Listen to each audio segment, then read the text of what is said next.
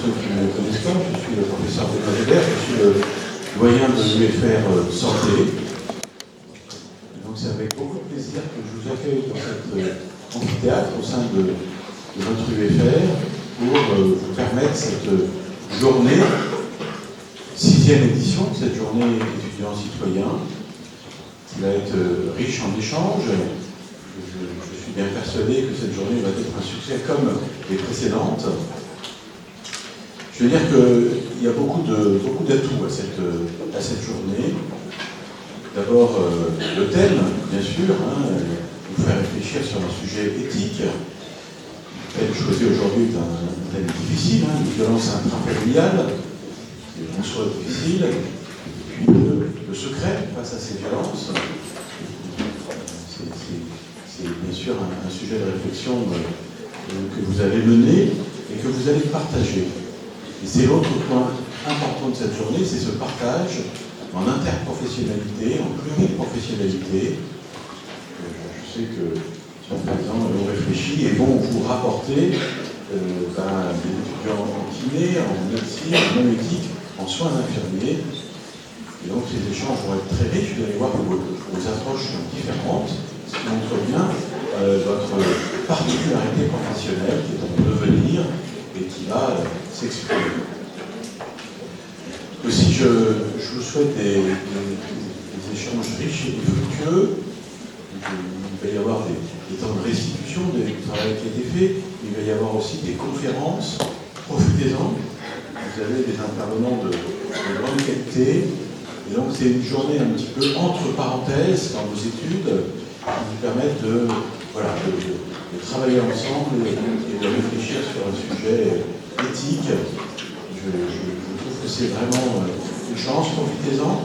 Et je remercie très sincèrement tous les organisateurs qui permettent depuis 6 ans ces journées. Je vais peut-être vous laisser vous présenter du coup. Merci M. Weber. Bonjour à tous, je suis Stéphane Parcet, je suis coordonnateur général des écoles et des instituts sur le RFPS. Je ne vais pas reprendre effectivement l'ensemble des éléments que le professeur Weber vient de citer. Juste effectivement vous remercier sincèrement les étudiants de vos investissements dans le fruit de vos travaux que vous avez pu initier, partager comme il a été dit. Et effectivement, les retours qui m'ont été faits sont extrêmement positifs et je remercie l'ensemble des acteurs et des étudiants mobilisés, notamment dans l'animation du cas concret qui a été pointé, de la qualité des échanges et de votre volonté de travailler ensemble.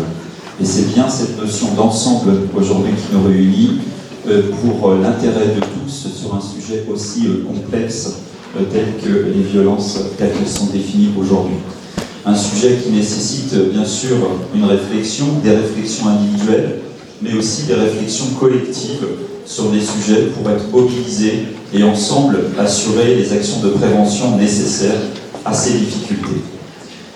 Donc aujourd'hui c'est une journée un peu particulière pour le RFPS, beaucoup d'actions qui sont menées dont cette action individuelle. Je voulais également saluer nos amis brésiliens qui sont avec nous aujourd'hui depuis une semaine et qui vont partager effectivement ces réflexions collectives qui pourront vous apporter aussi certains éclairages culturels nécessaires au cheminement individuel et collectif.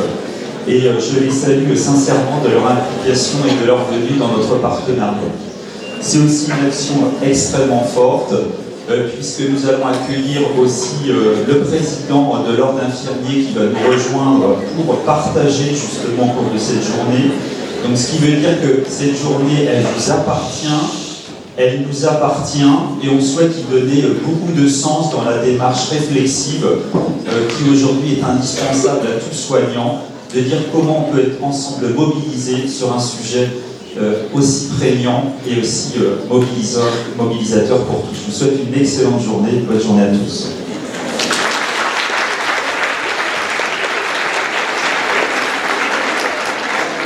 Bonjour à tous et toutes. Je me présente rapidement, je suis Léa Castanou, je suis responsable de l'EREM, donc l'espace de réflexion éthique de Haute-Normandie, enfin de Normandie, moi je suis responsable de son antenne rouennaise, Haute-Normande. Et c'est les REN qui coordonnent aujourd'hui cette journée comme depuis 6 ans. Et c'est un espace de réflexion que vous rencontrerez peut-être plus tard, puisqu'on intervient vraiment dans tous les établissements, institutions et associations de santé, dans le but d'accompagner professionnels, futurs professionnels et acteurs du monde de la santé sur des questions éthiques. Et on aura la chance aussi d'accueillir son directeur, Grégoire Montel, un petit peu plus tard dans la journée. On va passer à la présentation du comité éthique et je vais donner en premier la parole à Nadia, et je tiens rapidement à la remercier parce que c'est Nadia qui, au travers des REN, coordonne toute cette journée. C'est grâce à elle que vous êtes aussi nombreux aujourd'hui. Et donc, je la remercie pour ça.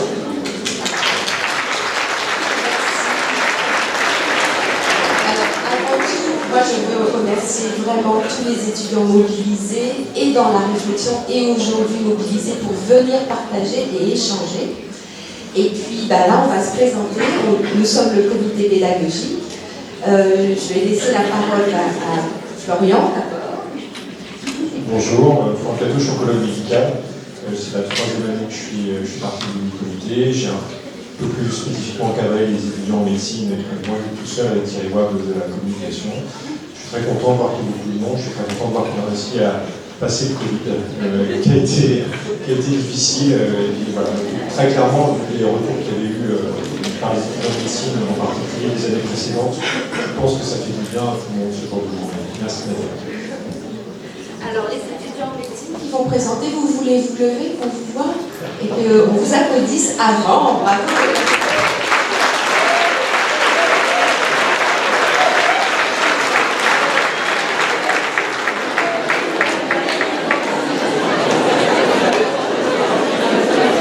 Bravo les étudiants, merci. Bonjour à tous, je me présente, je m'appelle Anne Bourdon, je suis sage-femme enseignante au département des études de sciences maïotiques. Je participe à la journée depuis ses débuts, je crois. Avec une casquette, j'ai un master d'éthique et c'est comme ça que j'ai rencontré Nadia. Je suis ravie d'être là aujourd'hui, j'ai accompagné les étudiants de sage-femme, mais je vais avoir aussi beaucoup de surprises, je pense aujourd'hui et j'espère. Voilà, et puis je suis aussi vice-présidente du Conseil de l'Ordre des sages-femmes de Seine-Maritime. Voilà, merci à vous d'être là. Les sages-femmes, je vais vous lever.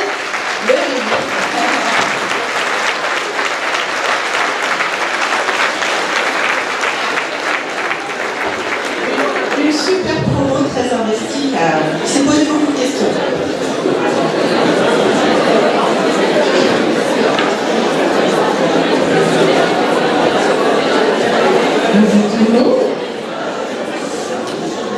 Je m'appelle Alice Carmali, je suis responsable pédagogique à l'école de kiné de Rouen et nous c'est la première année qu'on est à ces journées étudiants citoyens. Donc c'est un merci plus aux étudiants qui se sont mobilisés, qui ont réfléchi à la thématique et qui vont vous présenter aujourd'hui le fruit de leur réflexion. Alors pourquoi je suis là?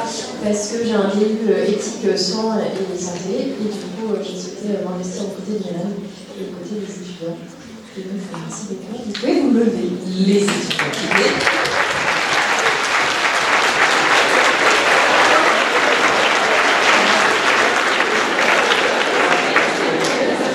Et aujourd'hui, j'ai accompagné les dernières années. Voilà, moi je vais vous présenter le comité pédagogique pour le suivi et l'accompagnement des étudiants en soins infirmiers, parce que cette année, je n'ai pas réalisé moi-même l'accompagnement, mais je l'ai confié à mes collègues qui vont se présenter.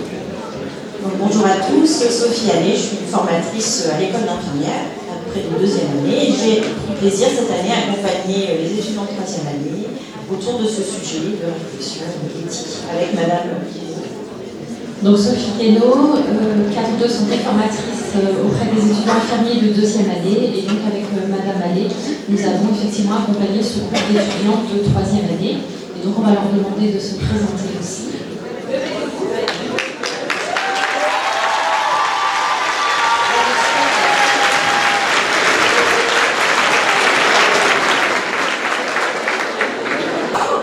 Vous venez vous installer, les étudiants kinés? Voilà. Et puis, avant de commencer, on va vous lire le cas clinique. Écoutez bien, c'est ce dont nous allons parler aujourd'hui.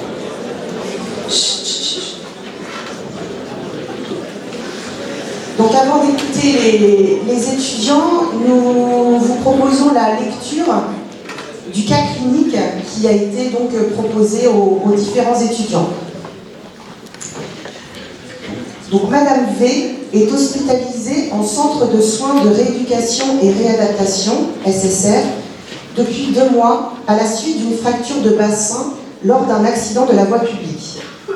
Il s'agit d'une hospitalisation complète en secteur de rééducation traumato-orthopédique. Madame V a 33 ans, elle est mariée et a un fils de 5 ans, Enzo. Elle habite un pavillon de plein pied. Depuis son accident, son fils est gardé par ses parents car son époux est fréquemment en déplacement professionnel.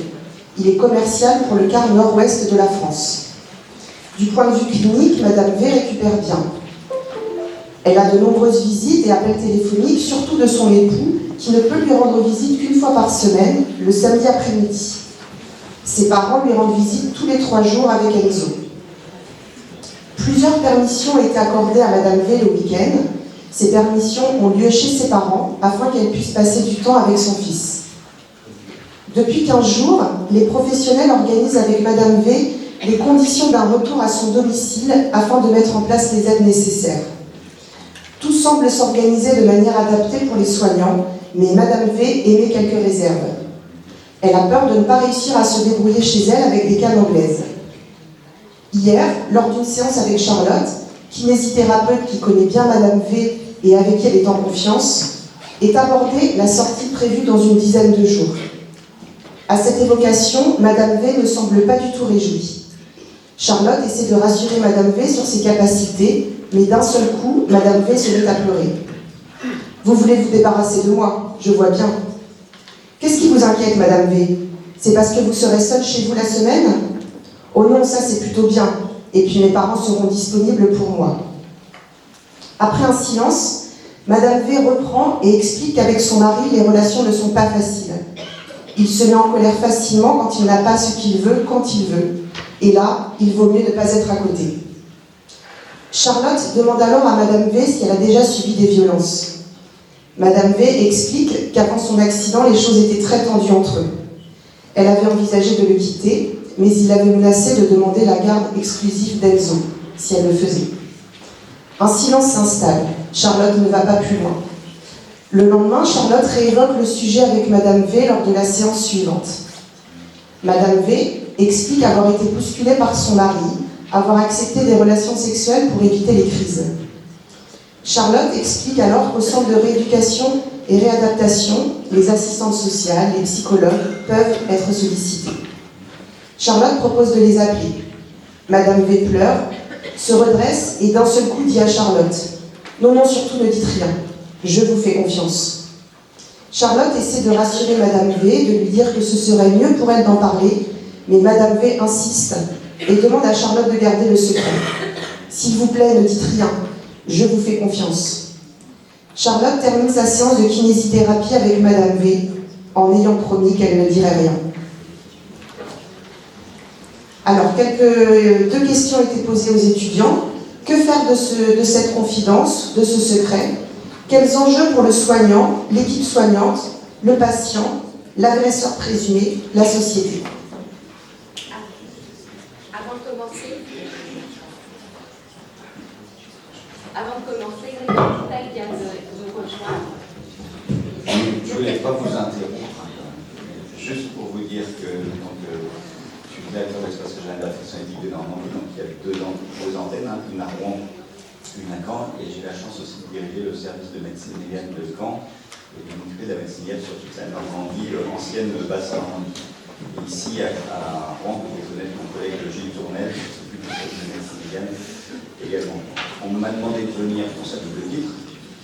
D'abord parce que souligner l'initiative quand même rouennaise qu'on porte depuis très longtemps avec Nadia et Léa, mais aussi plein de gens que je connais, plein de seniors que je connais bien, qui s'intéressent aux questions d'ordre éthique. L'idée de ces journées, vous avez compris, je ne vais pas vous faire le speech, parce que vous êtes de Jules Doyen, machin, tout ça. Les huiles, ça va bien, mais quand même, question de société compliquée. Question compliquée parce que futurs professionnels, vous serez tous confrontés à ces sujets-là. Les gens qui viennent, on va dire, du monde des sciences humaines et sociales et du droit nourrissent notre réflexion. Et troisièmement, parce que, à mon avis, malheureusement, dans la salle, il y aura forcément des gens sur ces sujets-là parce que vous-même, vos proches, vos amis, vos voisins, voilà, c'est des éléments essentiels sur lesquels vous devez réfléchir. Deuxième petit point, après, je me disais que c'est promis. Dès qu'on vous laisse la parole, vous la prenez, vous avez raison, je vais parler à votre âge. Donc, je vais essayer d'être rapide. Deuxième sujet intéressant, vous savez que la pédagogie à l'ancienne, ça finit par ne plus servir à grand-chose, c'est-à-dire vous donner des bouquins, des textes de loi, des réglementations, certes, peut-être des manuels, il faut les connaître, mais la plus grande difficulté dans ce domaine-là, c'est la mise en œuvre.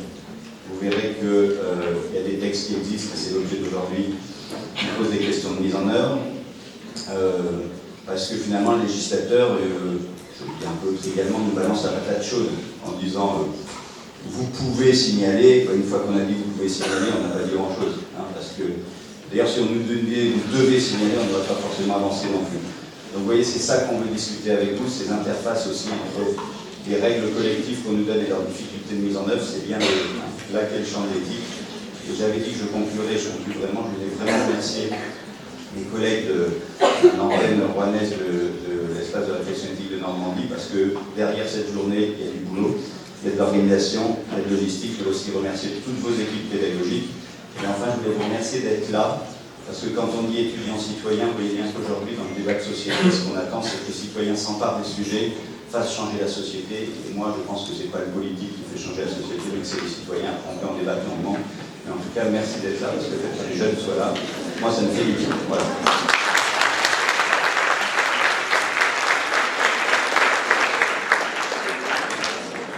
Merci, professeur Moutel. On va donc laisser la parole aux étudiants kinés qui sont là cette année pour la première fois, qu'on est ravis d'accueillir, et qui vont nous présenter voilà, leur réflexion sur cette situation.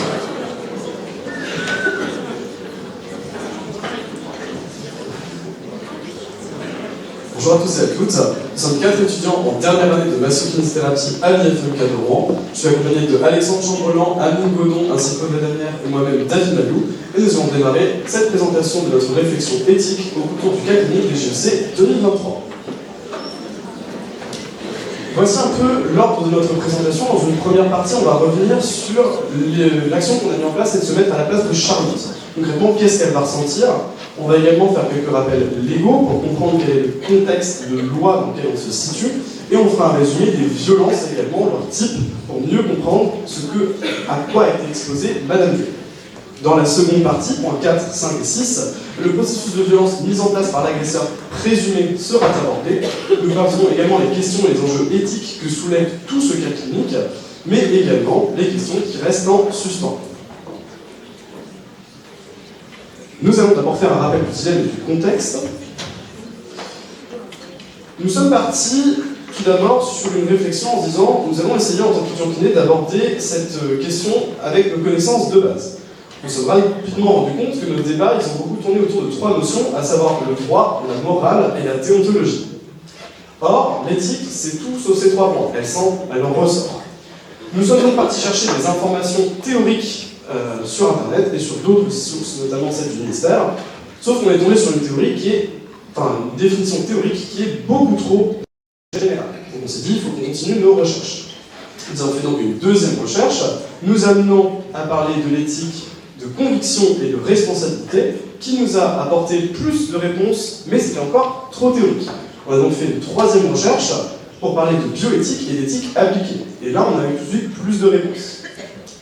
La bioéthique et l'éthique appliquée, c'est plutôt une notion plus fonctionnelle, qui nous permet de prendre des choix et également de faire des décisions sur des principes précis, mais également de le discuter. Discussion, j'attire votre attention dessus parce que c'est justement toute la question de ce cas clinique. Est-ce qu'on en parle? Est-ce qu'on n'en parle pas? Est-ce qu'on se permet d'en parler à nos pairs pour réfléchir autour de ce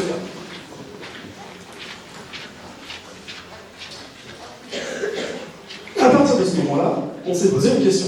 Quels sont les choix possibles pour Charlotte? Et à partir de ça, on s'est dit qu'est-ce que nous, on aurait ressenti. Premièrement, cette révélation de Madame V, elle prend au trip. Elle nous met dans le sentimental, dans l'émotionnel, mais il est nécessaire de prendre du recul. C'est la deuxième chose que nous avons fait. On s'est dit, bon, il faut prendre du recul, il faut qu'on prenne des choses plutôt objectives. Ainsi, on a dressé 4 hypothèses, 4 choix possibles pour Charlotte. Choix numéro 1. Charlotte garde la confidence pour elle. Ce choix respecte la dimension plutôt morale et les vœux de Madame V. Pas de discussion, pas d'abord de la question de manière collégiale. Il persiste cependant, si on effectue ce choix, deux questions principales. Quid de la responsabilité de Charlotte s'il se passe quoi que ce soit, et quid de la question de non-malfaisance. Deuxième hypothèse ou deuxième choix, Charlotte décide d'en parler à l'équipe médicale sans en avertir Madame V. Si ce choix est fait, il peut rompre la confiance envers Madame V, il peut impacter la relation thérapeutique, mais il permettra d'engager un début de discussion et de réflexion collégiale. Ce choix génère, en plus de la relation soignant-soigné, un débat éthique de groupe, amenant à une réflexion, en faisant passer une réflexion éthique subjective, celle de Charlotte quand elle est en face de Madame V, à une réflexion éthique de groupe, puisqu'elle va en parler à plusieurs autres professionnels. Il existe une hypothèse alternative à ce deuxième choix, le fait d'en parler à une personne sensibilisée au VSS ou VFF, violences sexistes et sexuelles ou violences faites aux femmes, pour altérer un petit peu justement cette atteinte à la morale. J'ai maintenant abordé avec vous les deux dernières hypothèses qu'on avait envisagées. Donc d'abord la troisième, qui est que Charlotte va signaler la situation sans accord préalable de la V, sans son consentement. Ça peut être aussi que lorsqu'il y a c'est contre le consentement seulement si il y a un danger immédiat ou alors une preuve de l'emprise de la part de l'agresseur présumé et ou une mise en danger de l'enfant. Charlotte elle est alors assurée de pouvoir lever le secret professionnel, bien que la confiance sur le moment avec la V soit tourmente altérée. Une telle décision n'interviendrait dans le cas de figure que dans le cas de figure où le retour à domicile serait globalement compromis ou très difficile, et dans lequel Charlotte n'aura pas réussi à le repousser de quelque manière que ce soit. Mais également, si le danger n'est plus relatif, mais imminent. Plus on approche du retour à domicile, plus le danger devient imminent. Ces décisions questionnent énormément les principes d'autonomie et de non-malfaisance. Et l'un qui est réduit, l'autonomie réduite, la non-malfaisance qui est respectée. Cependant, ça peut être un mal pour un bien, malgré le fait que Charlotte peut ressentir de la part de Madame B un sentiment de trahison parce qu'elle a trahi sa confiance. Dans un cas de figure complémentaire, dans l'hypothèse numéro 4, le consentement aurait été obtenu de la part de Madame B pour un signalement qui serait quelconque, que ce soit un certificat déclaratif ou bien juste dans les hypothèses les plus alarmistes de référencer au procureur. Dans le cas où, dans ce cas-ci, ça voudrait dire qu'on aurait fait un travail d'aide et d'accompagnement et de soutien pour Madame B, que ce soit Charlotte ou l'équipe soignante au complet, dans une approche pluridisciplinaire. Mais c'est tout aussi bien d'en avoir conscience toute seule. Cela mobilise les principes de déontologie, de morale et plus ou moins aussi de droit. Et également les quatre notions d'éthique qu'on avait évoquées précédemment, qu'on avait mis sur la première diapo. Madame B repart alors avec soit son certificat, soit le laisse à la clinique ou à l'hôpital. Et Charlotte aura même pu la conseiller sur des adresses et des numéros d'associations ou de services qui pourraient l'aider. Quoi qu'il en soit, il convient de rappeler certains facteurs contextuels, notamment le fait que le retour à domicile paraît globalement compromis. On se voit mal, on se voyait mal à la place de Charlotte, et rediriger Madame B, envoyer chez elle, sachant la situation auquel elle est exposée. Il faut mettre en avant les notions de consentement, qui est globalement la notion qu'il faut à tout prix essayer de chercher, avec le secret médical partagé qu'il faut préciser auprès de la patiente, parce que tout ce qu'on dira à l'équipe médicale restera dans l'équipe médicale. A l'inverse, si jamais on décide de prendre ce consentement, on respecte énormément le principe d'autonomie. Et il faut également retenir qu'une plainte n'est pas confidentielle. Tout ce qui sera dit dans la plainte sera répété à l'agresseur présumé. Suite à l'élaboration de ces diverses hypothèses, nous sommes questionnés sur la notion de violence et l'idée c'était de faire un état des lieux sur les violences existantes. Donc on a identifié les violences verbales, les violences physiques, psychologiques, sexuelles, financières et administratives. On peut savoir qu'elles sont interdites par la loi, aucune violence ne peut être justifiée et elles sont punies. Ensuite, on s'est questionné suite à ce renseignement sur les violences qui étaient présentes dans le cas clinique de Madame B, dans le discours qu'elle a rapporté à Charlotte. On a donc identifié les violences physiques, les violences verbales, les violences sexuelles et les violences psychologiques. On pourrait conseiller à Charlotte, par exemple, dans cette situation, d'interroger les deux autres types de violences, donc les violences économiques, s'il y a confiscation d'un moyen de paiement, par exemple, c'est peut-être plus compliqué de prendre un logement pour s'enfuir ou d'aller voir un professionnel de santé ou un avocat, et les violences administratives aussi, dans le cas où il y a confiscation des papiers du dossier.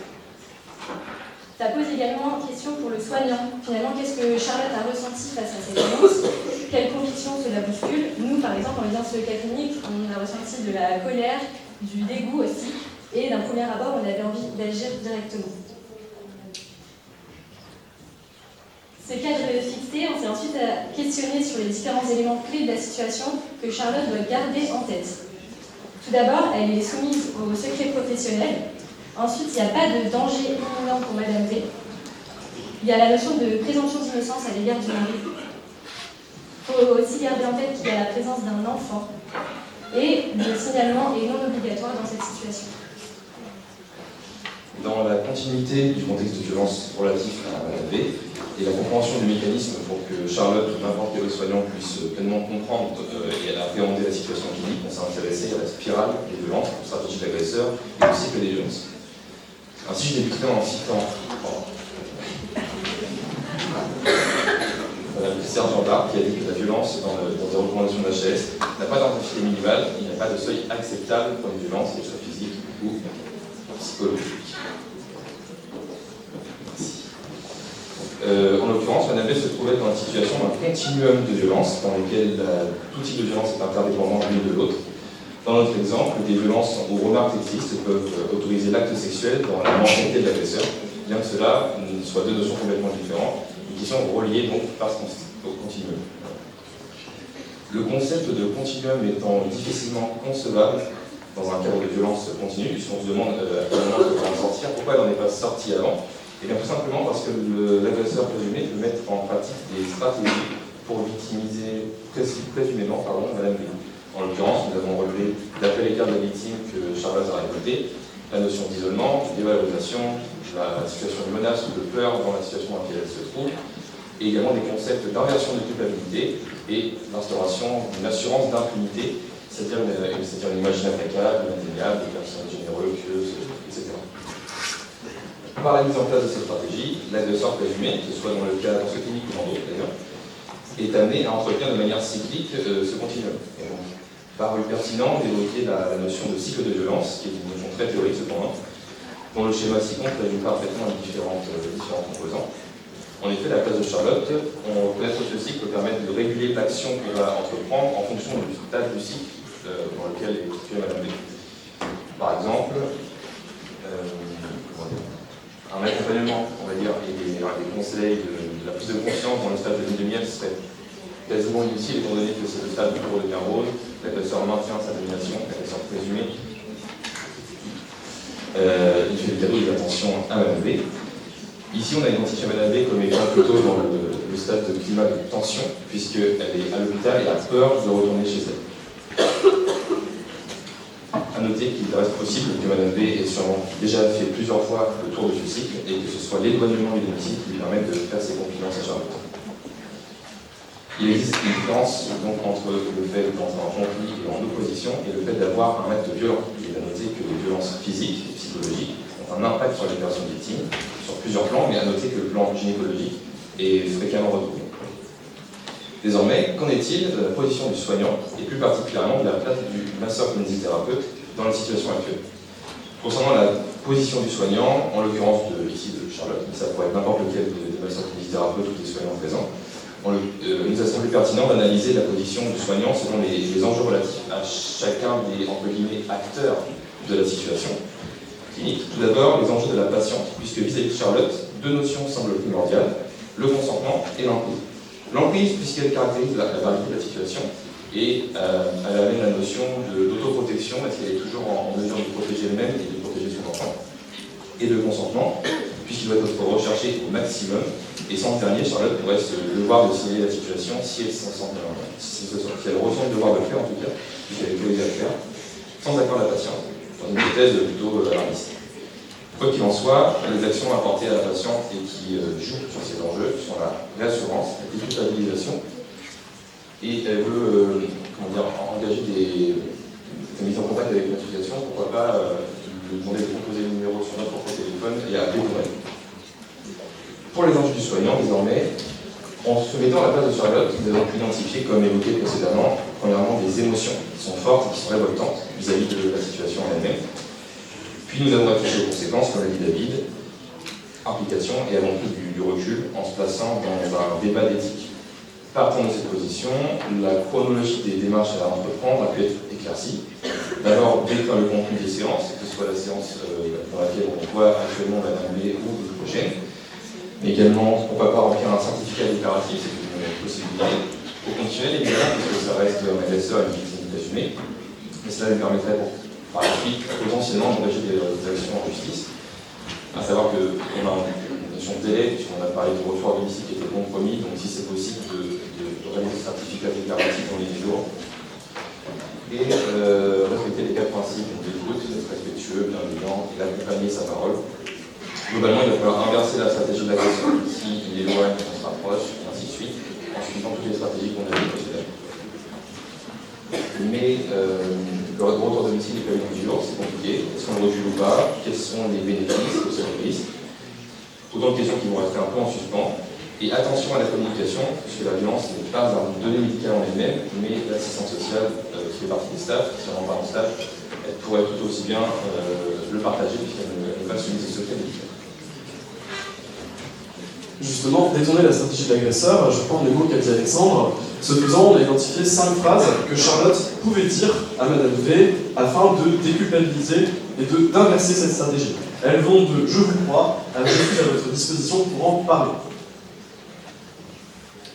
Cette réflexion éthique, elle nous a amené à venir réfléchir, questionner 2 éléments essentiels. La relation soignant-soigné d'une part, mais également l'élément de l'enfant. Concernant la relation, l'enjeu pour Charlotte pourrait être de maintenir un équilibre entre le consentement, éclairé sur toutes ces démarches de soins, mais également les informations fournies, le maintien d'une certaine confiance, qui est fragile chez l'AMP, qui ne croit qu'en Charlotte, mais également le dernier point de cette triade, qui est l'accompagnement. Les enjeux relatifs à l'enfant vont être différents quant à eux. Les enjeux pour l'enfant seront de poser la question s'il y a des violences sur l'enfant, puisqu'en effet, depuis 2020, l'enfant est considéré comme co-victime, et s'il est considéré comme co-victime, il y a obligation de signaler. J'en reviens aux propos qui ont été dit tout à l'heure, ce sont des textes bruts, mais à chaque fois il est nécessaire d'avoir une approche réflexive sur l'application stricte de ce texte ou pas. C'est la Convention d'Istanbul qui notamment dit que les enfants sont victimes de violences domestiques, 40% d'entre eux de manière directe, et 80% d'entre eux sont témoins. Protéger la mère, c'est donc protéger l'enfant. Voici quelques principes que nous n'aborderons pas, mais qui peuvent vous permettre de réfléchir aux différents éléments qui vont impacter l'enfant, notamment dans son développement ou alors dans sa construction par rapport aux autres. Nous avons ensuite un focus sur la place du masseur-kinésithérapeute, puisque Charlotte est une masseur-kinésithérapeute diplômée d'État. Dans cette situation, nous sommes intéressés aux dimensions éthiques et morales et à la législation de nos interventions en tant que masseur-kinésithérapeute. Ce premier texte, comme vous le voyez, nous oblige à fournir un soin informé, éclairé, avec une information loyale, claire et appropriée. Le deuxième texte de loi est que le consentement des personnes examinées ou soignées est recherché dans tous les cas. Donc on renforce encore plus cette notion qui a été déjà abordée plusieurs fois dans cette présentation. Le masseur-kinésithérapeute ne peut pas intervenir sans consentement. Si on se focalise sur cette première loi, on se rend compte que si on voit la personne que nous examinons, que nous soignons, que nous conseillons, on se retrouve dans une relation qui est extra proche. On va être dans des situations qui relèvent de l'intime. Cette extra-proximité nous a parlé et nous a questionné. On s'est dit qu'en tant que soignant, on allait être d'autant plus confronté, d'autant plus exposé à ces violences sexistes et sexuelles, soit formalisées par les patients ou patientes, ou alors constatées par le kiné, par le biais de bleu, d'attitude ou de conduite addictive. Ainsi, si la déclaration, il y en a une, il est important de savoir que depuis la loi de juillet 2020, l'article 226-14 du Code pénal, non seulement la levée du secret professionnel est possible dans le cadre des SS, s'il y a emprise, c'est une circonstance en plus aggravante, mais le professionnel qui le relate est aussi protégé de cette levée. Voici des exemples notamment de certificats fournis par l'ordre des masseurs-kinésithérapeutes. Il existe donc des cas de figure dans lesquels Charlotte peut lever le secret médical. Cependant, une question éthique s'est posée à nous, avant de passer à la prochaine diapo. Le signalement pour l'enfant, il doit être systématique s'il est co-victime d'un point de vue légal. Oui, mais cependant, Quid du moment de la stérilisation? Quid des conditions de celle-ci, mais surtout du devenir de l'enfant? Ça, c'est une question importante. Parallèlement, hors intervention spécifique du masseur-kinésithérapeute, il est possible pour ce dernier d'évaluer le risque et de proposer d'écrire un certificat déclaratif ou bien de l'orienter aux besoins.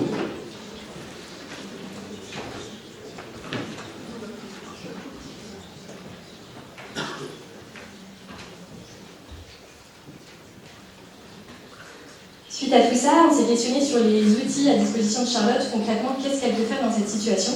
Donc, tout d'abord, on a repéré le violentomètre. Donc, pour identifier les violences, finalement, qu'est-ce que c'est? Et ça peut permettre à Madame V de se rendre compte qu'elle en est victime. Ensuite, il y a les associations pour orienter la patiente, parce que Charlotte peut très bien se sentir pas assez formée pour l'accompagner, ou elle peut ne pas être prête à accueillir un autre témoignage de sa part. Ensuite, la formation, donc que ce soit pour Madame V auprès de qui du gouvernement, d'autres sites, et pour Charlotte, qui maintenant on en parle dans la formation initiale des PSS, mais pour les masseurs-kinésithérapeutes déjà diplômés, ça peut se faire dans le cadre de la formation continue. Ensuite, on en a déjà parlé du certificat médical déclaratif. Charlotte peut par exemple le montrer à Madame V. Voilà, comme ça, elle va savoir de quoi il s'agit, à quoi ça sert, et ça peut lui permettre de réfléchir sur le fait d'en parler et d'en rédiger un. Et pour finir, on a parlé de brochures, d'affiches au sein du service. Dans tout ça, vers qui orienter? Donc il y a tout d'abord les numéros nationaux, les numéros spécialisés, les chats en ligne et les réseaux locaux. On va vous les réafficher à la fin de la présentation. Juste savoir que s'il y a un contexte de risque de passage à l'acte, il faut appeler la police. Et le principal facteur de risque de passage à l'acte d'un féminicide, c'est l'agresseur qui menace de se suicider. Dans ce cas-là, c'est un signe d'alerte.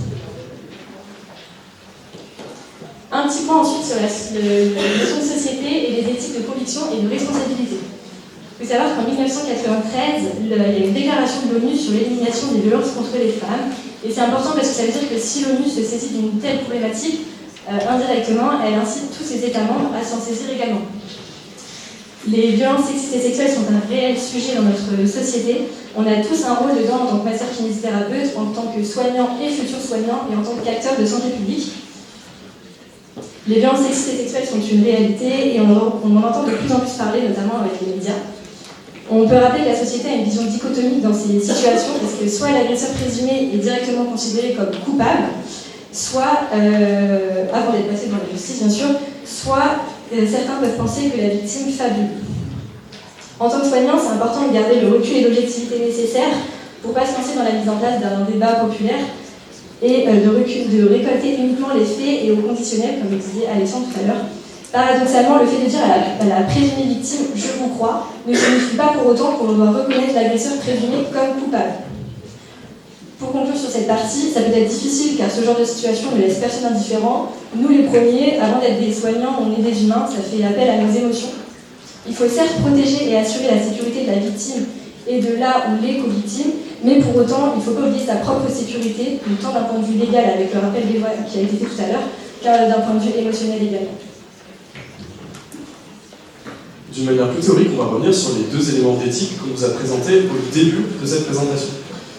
Il convient de revenir sur les notions, notamment d'éthique de conviction, un système de valeurs qui nous est propre et qui permet, mais qui peut introduire un biais dans notre raisonnement.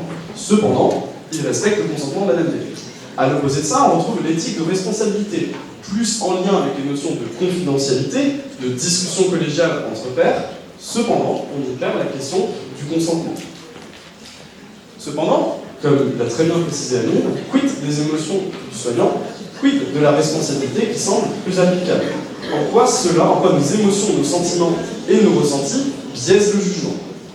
Cela stimule nos émotions car c'est au cadre 1 de l'intime, 2 cela questionne nos valeurs, mais surtout cette question collégiale semble une bonne perspective pour nous en tant que professionnels de santé pour rester plus objectifs dans une situation qui donne un coup de chaud.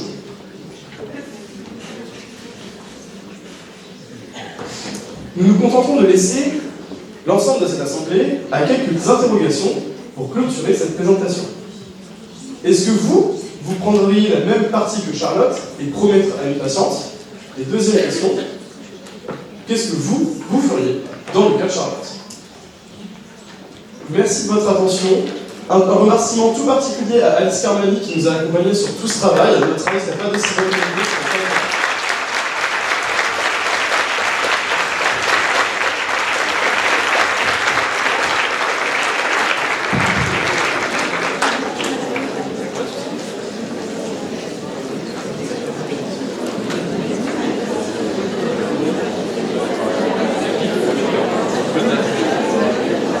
Alors la parole est à vous. Est-ce que vous avez des questions? Allez-y, levez la main, ceux qui souhaitent poser des questions.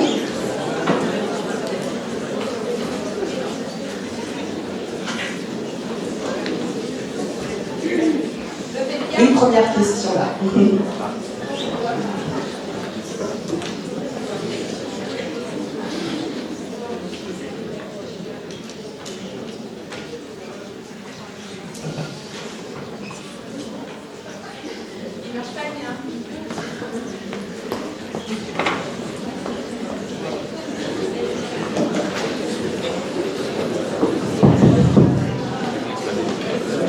Bonjour, je voulais vous poser des questions par rapport aux différentes manières d'ouvrir le dialogue avec la patiente.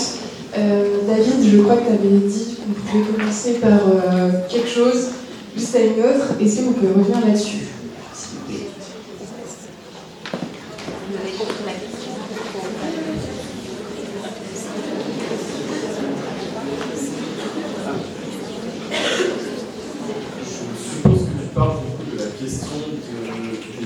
À retenir. Est-ce que c'est de ça dont tu parlais? Oui, c'est ça.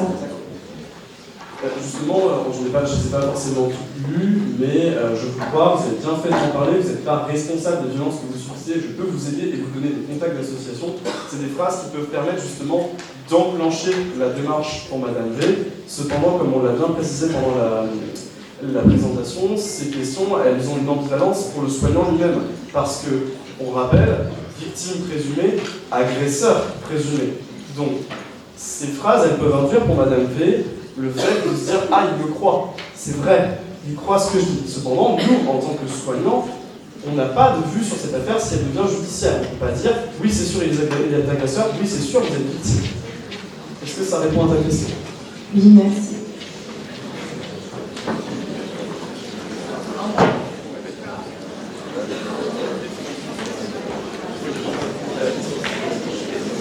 Oui, excusez-moi, d'abord, juste pour être un peu respectueux, si vous pouvez essayer de faire un peu moins de bruit, ce serait bien. Alors, je sais que c'est chiant, que je sais que j'ai été étudiant, que je suis foutu le bordel dans les amphis, mais voilà, par respect, non, juste cette question de prendre la parole des patients. C'est vrai dans toute la pratique clinique, quand vous avez un patient qui vient vous dire j'ai vomi cette nuit, j'ai fait une gastro, et qui vous demande un arrêt de travail, vous y étiez, vous? D'accord? Vous savez, si elle vous raconte quoi que ce soit, quand quelqu'un vous dit voilà, je suis migraineux, d'accord, bon. Alors, je ne suis pas en train de dire que les patients, des fois, ne nous racontent pas des cracks. Enfin, le principe du soin en général, c'est de croire la parole d'un patient, d'accord? Chacun son métier, quoi. Il y a aussi ça, donc vous avez entièrement raison sur cette forme de dilemme qu'on a. Et chacun son métier. Nous, on croit la parole d'un patient. Après, il y a des organismes de contrôle qui, éventuellement, pour l'assurance maladie, vont dire le patient nous a baladé sur un arrêt de travail, ok. De même ordre, il y a un enquêteur qui va intervenir derrière pour dire la parole de cette patiente, éventuellement, d'accord, n'est pas légitime, mais nous, de notre niveau de soignants, c'est de croire les patients. Et effectivement, dans ce domaine de la victimologie, c'est essentiel, parce qu'on sait que c'est la porte d'entrée dans la prise en charge. Alors, je vais vous donner quelques chiffres. Le nombre de gens dont on estime qu'ils ne nous ont pas dit la vérité dans les violences, en particulier dans les violences faites aux femmes, c'est moins de 1 pour 500 ou 1 pour 600 des situations. D'accord? Voilà. Donc, raison de plus pour faire confiance en la parole qui nous est transmise, et après, effectivement, chacun son boulot. Est-ce qu'il y a d'autres questions ou remarques?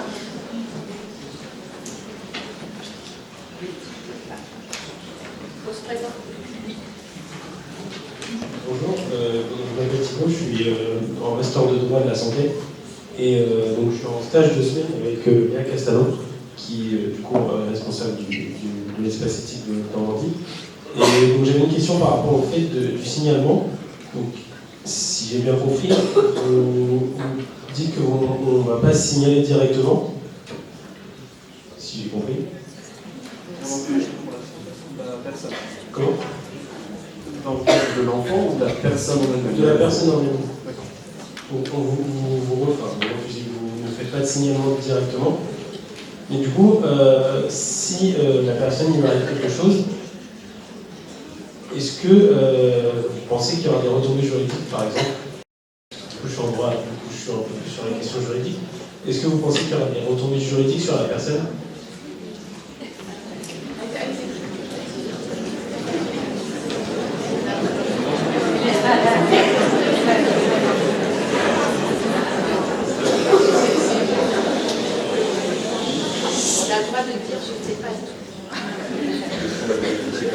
On a fait une recherche, c'est la loi qui est sortie en juillet 2020, permet de signaler si on veut, on le protège en cas de levée du secret professionnel, mais il ne nous oblige pas à le signaler, donc on est quand même protégé si on ne signale pas sur ce qu'on a lu en tout cas. Il y a peut-être des lois complémentaires et des détails qui vont protéger cette loi. L'avantage du grand témoin, c'est qu'il est payé pour être hospitalo-universitaire, censé essayer de répondre aux questions des étudiants. Alors, il se trouve que la médecine légale, c'est aussi le droit de la santé. On a beaucoup d'interface avec nos collègues juristes. Sur la question purement du texte de loi, il n'y a pas de sanction, d'accord, à l'encontre d'un professionnel qui n'aurait pas signalé, alors que derrière, éventuellement, c'est le légiste qui parle, la patiente viendrait à décéder dans les jours qui suivent. Vous avez mis le mot dilemme, il est vraiment là, d'accord? Si le législateur faisait poser une responsabilité pénale, en l'occurrence sur le professionnel de santé, qu'est-ce qui se passerait? On signalerait tout pour se protéger, d'accord? Vous voyez pourquoi le législateur n'a pas voulu faire ça, parce que finalement, ça veut dire que les services de police et de justice seraient embolisés par toutes les situations. Deuxième cas, on sait que, et c'est très important, il y a des femmes qui ne viendraient plus nous voir dans certaines situations, qui sont signalées systématiquement. Ça a été vu en psychiatrie. M. Sarkozy, voilà, pour faire de la politique, à un moment, il demandait aux psychiatres de signaler tous les patients dangereux.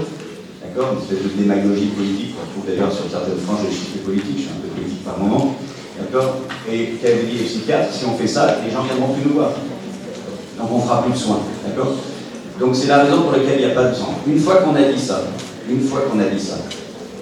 sur une violence qui serait manifestement, d'accord, une mise en danger immédiate de la patiente, parce que la patiente vous dirait, hier soir, j'ai eu ça, il y a 15 jours dans série 5. Le mari a pris un pistolet, a mis une balle dans le pistolet à roulette, d'accord, et a voulu faire la roulette russe avec sa patiente. Ces cas-là, ce sera la jurisprudence qui parlera, monsieur le juriste. On peut imaginer qu'il y ait une mise en cause des professionnels, vraiment quand ce serait des situations de mise en jeu évidente, d'accord, de la vie de la patiente. Le dernier petit point, parce que le grand témoin va tout ça moins dire après en conclusion, on est dans un cas très distinct, vous le savez, pour l'enfant. Pour l'enfant, il y a une obligation, d'accord, et dès lors que c'est une obligation de signalement, si vous ne le faites pas, là, ce sera un manquement, y compris au plan juridique. Je prends la suite du professeur Moutel juste pour dire, et vous avez parlé du dernier texte de loi de juillet 2020 en effet, et vous avez parlé du danger immédiat et de l'emprise, mais surtout au début de cet article, il est bien marqué si vous estimez en conscience, et c'est toute la difficulté en effet de qu'est-ce que c'est en conscience en effet. Et quand ce texte de loi est sorti, il y a eu beaucoup de débats avant. Enfin, moi je me souviens, le Conseil de l'ordre des sages-femmes sur le plan national, c'était un petit peu opposé, en effet, en disant, ben voilà, si on met ce texte de loi en place, la levée du secret professionnel, les femmes, elles viendront plus se confier, et c'était la peur qu'on avait. Là, quelques années après, j'avoue que je n'ai pas de chiffre de savoir si les gens se confient plus ou moins, mais c'était la peur qu'on avait en effet. Voilà. Mais le terme en conscience, il est important. Merci. Alors, pour rappel, le texte de loi donc, permet de dénoncer, de révéler le secret sous deux conditions. Les violences mettent la vie de la victime majeure en danger immédiat. Et là, on voit déjà qu'il y a le mot danger immédiat qu'il faut quand même définir. Est-ce que c'est un risque? Est-ce qu'on est où entre le risque et le danger immédiat? Et la deuxième possibilité, c'est la victime se trouve sous emprise de l'auteur des violences. Donc là aussi, on voit que sous emprise, qu'est-ce que ça veut dire? Et ça nécessite qu'on réfléchisse et qu'on définisse tout ça. Et évidemment, le troisième élément important, c'est apprécier en conscience. Qu'est-ce que ça veut dire? Tout seul, avec d'autres. Bon, Voilà, on voit bien que les tensions, elles vont se résoudre, elles sont là et on va pouvoir en discuter tous ensemble.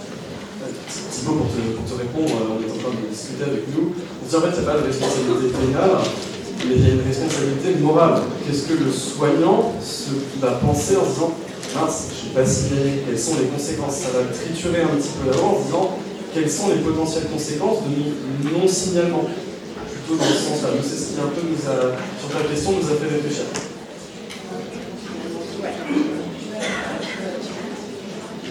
C'était par rapport aussi, par rapport à ce que vous disiez,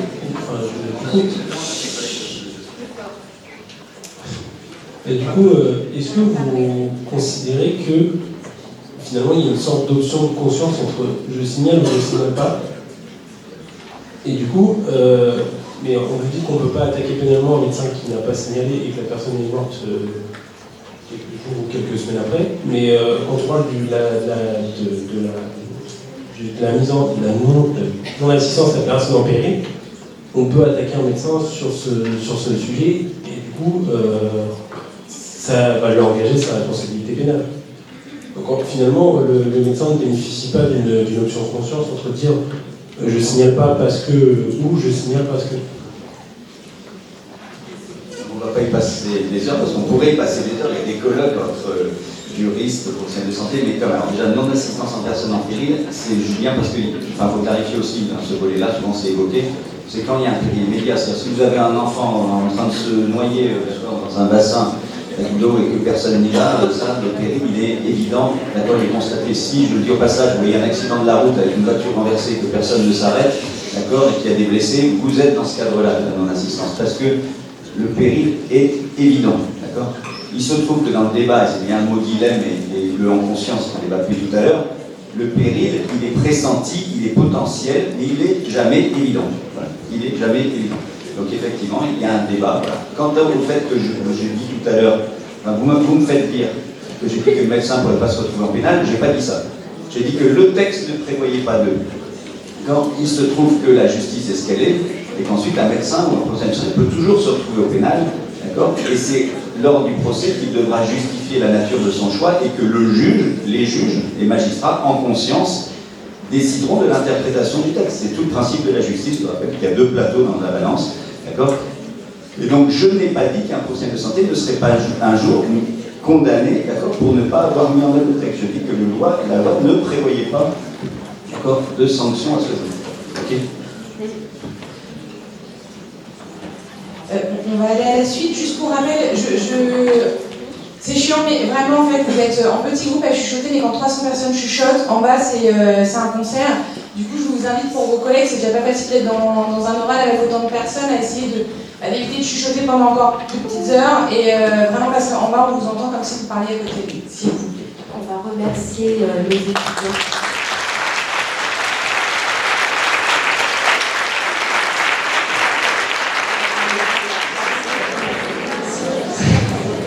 Alors, nous, on représente les étudiants de sage-femme de 3e année. Donc, on a travaillé avec toute la promotion sur cette journée.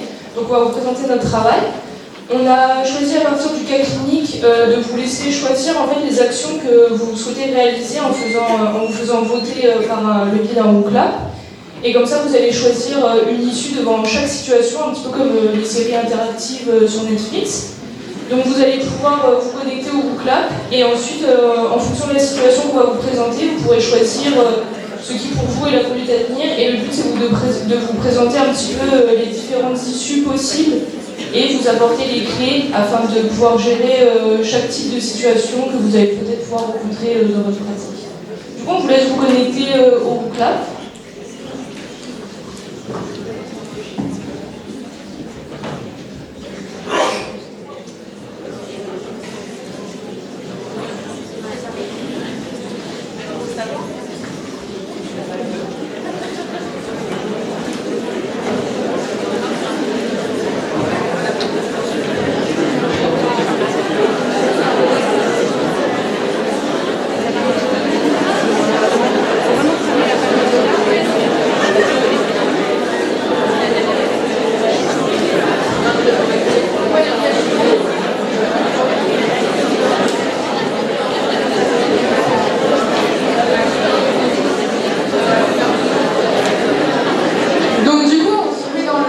dans le contexte, vous êtes du coup Charlotte, vous finissez votre échange avec Madame V.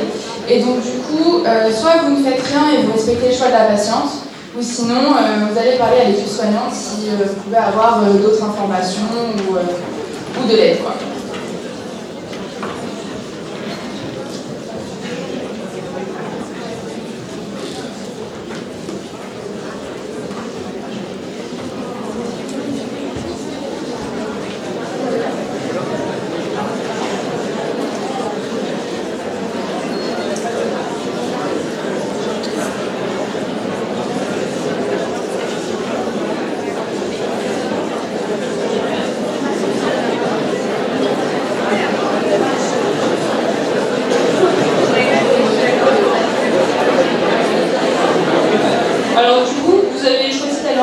Avec vos collègues. Donc là, on va vous présenter la petite vidéo pour vous présenter ce qui se passe dans cette situation.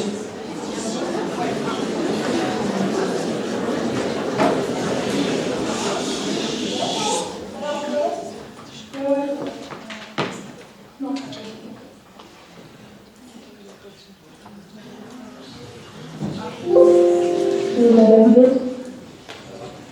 Ça va, Charlotte? T'as l'air en balade? Ouais, ça va. Non, ça va pas du tout. C'est Madame B. Je me rappelle, c'est l'histoire d'enfant. Oui. Là, pendant la séance, elle s'est confiée en moi et elle m'a dit que son conjoint l'a frappée et l'a violée. Sauf qu'elle a besoin de la personne. Je sais pas quoi faire. C'est plutôt par la personne, on parle à la personne. Je sais même pas pourquoi tu nous en parles. Si, en fait, quand j'ai un service à gérer, je suis pas là pour faire du social. Donc si elle veut pas en parler, elle pense qu'on laisse aller arriver chez elle et elle me reste tranquille.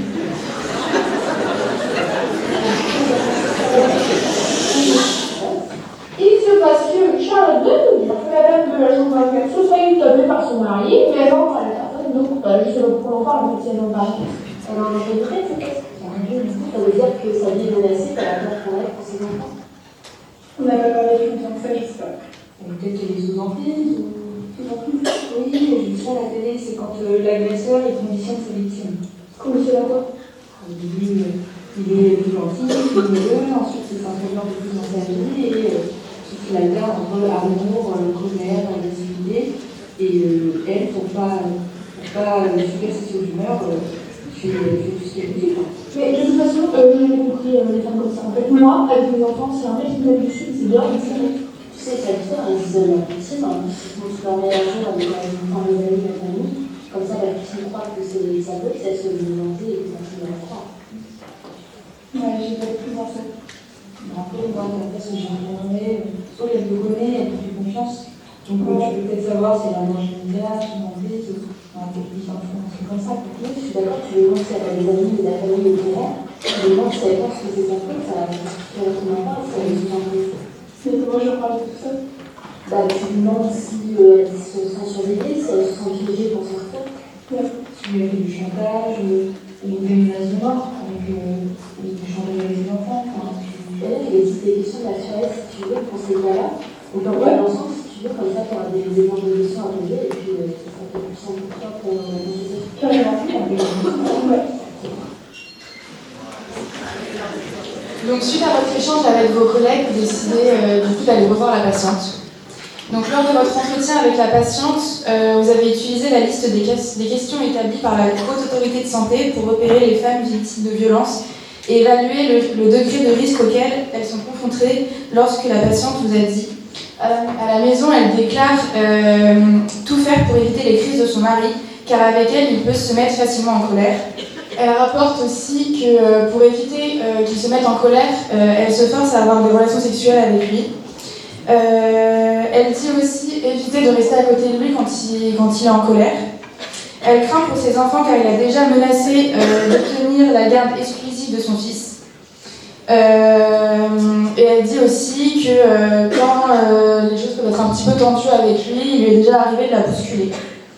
Donc au vu de ces éléments, considérez-vous que la patiente présente ou non un danger immédiat ?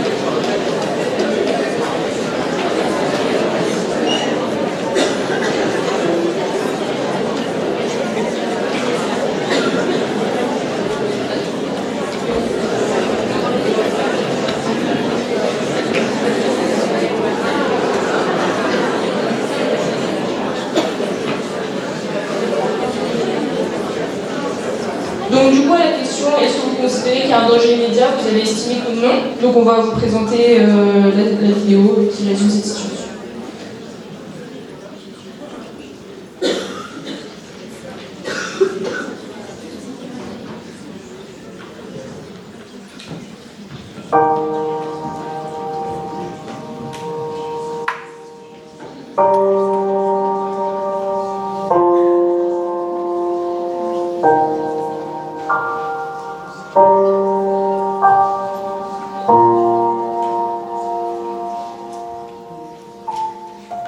T'es sûre que ça va? T'as l'air triste.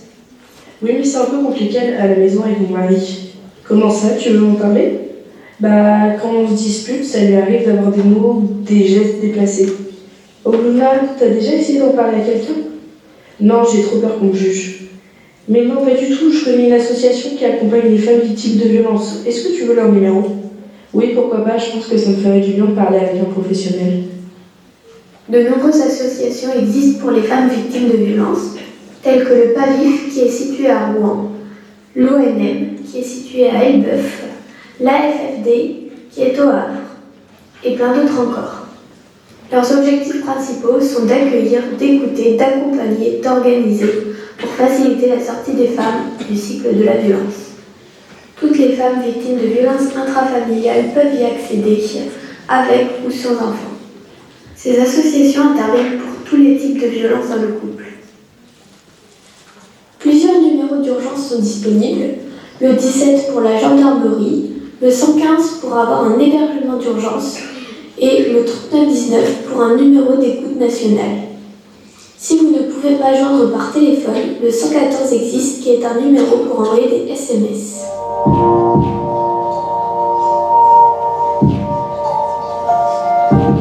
Bonjour madame, pourriez-vous m'expliquer la raison de votre venue s'il vous plaît? J'aimerais porter plainte contre mon mari. Très bien, et pour quelle raison s'il vous plaît? Il est violent avec moi, j'ai peur monsieur. D'accord, je suis désolée madame, mais je vais devoir vous poser des questions pour avoir un peu plus de détails. La plainte de Luna a bien été prise en compte. Les policiers ont ordonné l'éloignement de son mari en attendant son procès.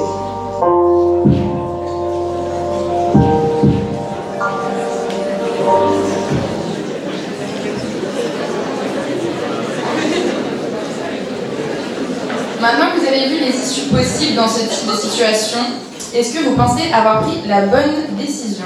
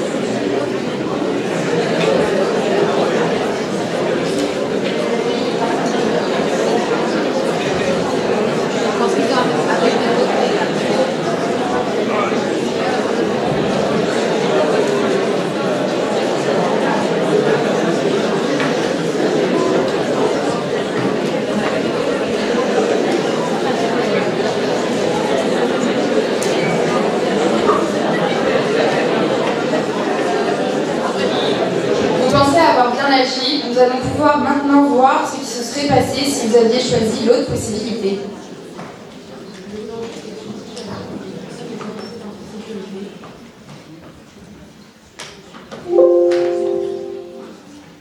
Le danger est une situation où une personne est menacée dans sa sécurité ou, comme dans votre cas, dans son existence. On ne peut pas définir l'urgence, mais la constater, la dépister. Il faut ainsi prendre connaissance et conscience de la situation dans laquelle se trouve une victime potentielle de violence au sein d'un couple. Un danger immédiat signifie que la vie de la victime est menacée sur le moment ou dans un futur proche. Cette définition reste vaste et subjective, c'est pourquoi il a été mis en place un tableau d'évaluation du danger immédiat qui permet aux professionnels de santé de se positionner sur cette notion de danger immédiat et de l'appliquer à la situation rencontrée. Au cours d'une consultation, au vu de ce que vous raconte votre patiente ou de ce qu'elle vous répond, Il faut évaluer la nature et les degrés d'urgence. Si vous estimez en conscience qu'elle est un danger immédiat, vous devez en avertir le procureur de la République. Le signalement doit être réalisé juste après avoir constaté un danger immédiat, mais surtout avant qu'il puisse se réaliser. Vous expliquez alors à votre patiente que vous devez en informer le procureur de la République afin de la protéger. Il arrivera que votre patiente vous demande de ne rien dire, mais au vu de la présence du danger immédiat, c'est votre devoir de le faire. Il pourra arriver aussi qu'en discutant avec votre patiente, en lui expliquant la gravité de la situation, elle comprenne et ne s'oppose pas à ce que vous en parliez au procureur de la République. Quoi qu'il arrive, vous en avertissez le procureur de la République et vous conseillez en même temps à votre patiente d'aller porter plainte et d'appeler le 17 en cas de grosse urgence. Maintenant qu'on vous a présenté ce que vous pouviez faire en cas de danger immédiat ou non, je voulais revenir en arrière avec vous sur la première proposition que vous avez eue tout à l'heure. Vous avez décidé d'en parler à vos collègues, mais si vous aviez choisi de garder pour vous et faire vos propres recherches, où est-ce que vous auriez pu trouver et vous renseigner?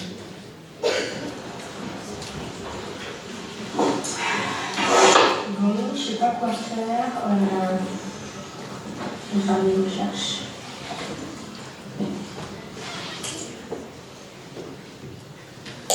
Bonjour à tous, on se retrouve aujourd'hui pour une nouvelle vidéo. Nous aborderons les violences faites aux femmes et le phénomène d'emprise. Mais tout d'abord, qu'est-ce que les violences faites aux femmes?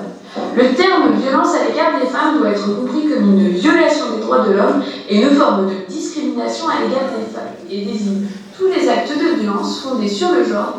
Concentrons-nous sur les violences intraconjugales. Elles diffèrent des disputes ou conflits conjugaux.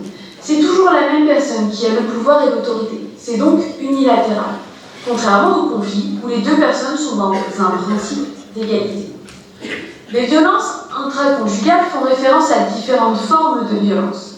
Les violences verbales et psychiques, la violence sexuelle, la violence économique, la violence administrative et enfin la violence physique. Entrons dans les détails de ces mécanismes. En effet, nous pouvons définir un cycle de la violence qui se décompose en 4 étapes clés. La première est la tension. La femme commence à avoir peur, à être aux aguets de son partenaire qui lui ressent de la colère, de la frustration. Arrive alors la crise, les coups, les agressions, les humiliations. Suite à cela, la phase de justification, où l'agresseur trouve des excuses pour que sa victime se sente responsable ou minimise les actes. Enfin, la rémission, la lune de miel. L'agresseur s'excuse, fait des promesses, offre des cadeaux à sa victime qui, elle, lui pardonne. Au fur et à mesure du temps et de la répétition des cycles, la phase de rémission devient de plus en plus courte et la victime est dans une situation infernale. Parlons dès à présent du phénomène d'emprise. Une emprise, au sens générique, est une ascendance qui peut être intellectuelle ou morale, exercée sur un tiers. Il en va en droit public de l'emprise comme étant un processus de dépossession. Toute emprise induit un rapport de domination qui peut aller jusqu'à l'asservissement. Le but étant de conditionner l'autre à répondre à ses attentes, sans aucune considération pour son libre arbitre, ni pour son bien-être. La victime de violence est considérée comme une chose, et non pas comme une personne. On peut décrire différentes phases dans ce phénomène. Tout d'abord, la phase d'accrochage. L'agresseur repère les failles de la victime, il la prépare à la soumission avec une séduction narcissique. Arrive dans un deuxième temps l'effraction de l'intimité. Il estompe les limites entre soi et l'autre, il y a alors confusion quant à ce que la personne ressent vraiment, qui elle est véritablement. L'agresseur est continuellement dans la vie de la personne victime. Puis, il y a la captation de la personne, qui est un processus d'alternance, d'amour et de punition, de valorisation et de dénigrement. Il existe alors un climat d'imprévisibilité qui place la personne victime dans la passivité, dans une perte totale d'autonomie. Ensuite, il y a alors la mise en place de la programmation, la personne victime est soumise à l'agresseur pour faire ce qu'il veut. L'objectif est de coller à ce qu'il va vouloir. L'agresseur conditionne la personne à se penser comme dépendante de lui. Enfin, la domination ou perte de liberté.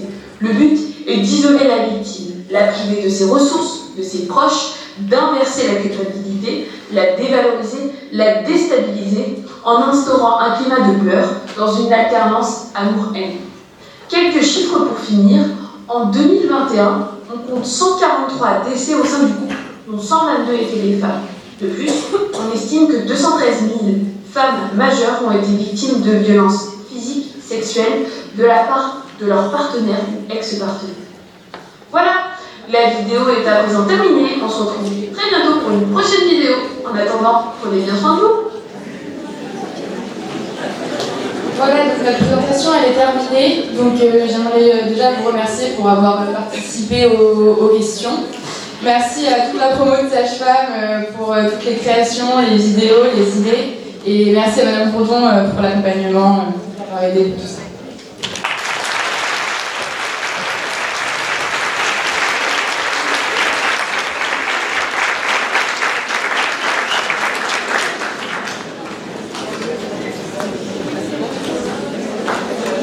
Ok, merci beaucoup. Bravo pour les aspects visuels. C'est toujours un plaisir de voir avec quelle originalité, créativité, tous les différents groupes interviennent. Alors, les dessins, moi, je n'ai pas vu encore, par live évidemment, mais les dessins comme ça qui apparaissent, ça va à côté amusant, un peu décalé aussi par rapport à la gravité, donc c'était très élégant. Je ne sais pas s'il y a des questions dans l'assemblée. Oui, il y a plein de questions, je sais pas.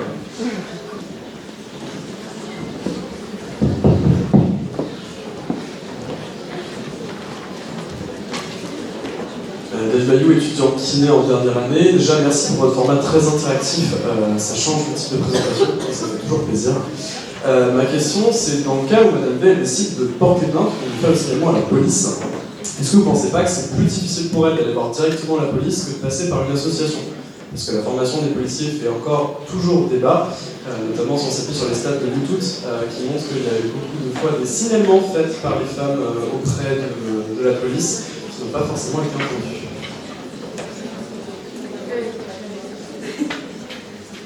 Oui, il y a des moments où c'est beaucoup plus simple pour les patients d'aller voir des associations, donc on peut aussi carrément leur conseiller de le faire.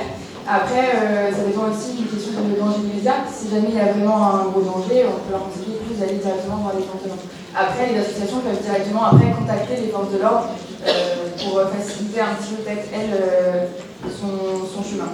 Après, c'est pas quelque chose de facile, on le constate bien. Que souvent les victimes peuvent aller jusqu'à 7 fois avant de réellement arriver à faire la démarche et aller jusqu'au bout. Mais oui, les deux possibilités se font et je suis d'accord avec le fait que les instructions sont peut-être des fois beaucoup plus simples pour elles. Donc moi j'ai aussi une question. Ma question c'est vous conseillez à la patiente de porter plainte et de se rendre dans des associations. Le problème, comme vous l'avez évoqué, il y a un isolement social qui est fait. Comment vous pouvez envisager le fait que la patiente se rende porter plainte quand parfois elle n'a pas la possibilité de sortir chez elle? Le fait qu'elle soit hospitalisée, ça peut être justement un moyen pour elle d'être accompagnée dans ces démarches. Je sais qu'il y a beaucoup d'établissements comme la Maison des Femmes qui existent, qui accompagnent les femmes victimes de violences conjugales notamment. Du coup, voilà, c'était ça ma question.